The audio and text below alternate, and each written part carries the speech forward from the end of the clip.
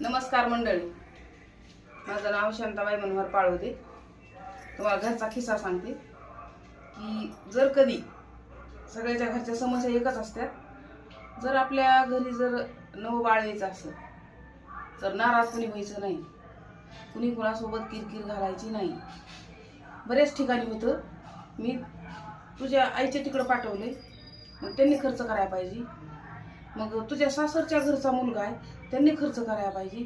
असे जे वादविवाद सुरू होते हे असे नाही व्हायला पाहिजेत. कारण आपल्या घरी नवीन बाळ जन्माला यायचं असतं, सगळ्यांनी आनंदानं खुश राहायचं.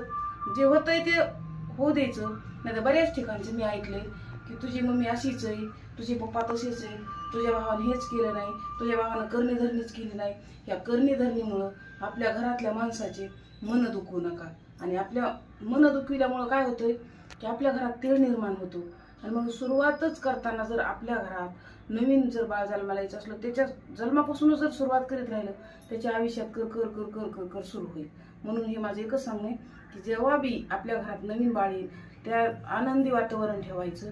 आणि आनंदी खुश बाळ आपलं, सून आपली, मग आपण कधीही कुणावर नाराज व्हायचं नाही आणि लोकांवर ठेवायचं नाही.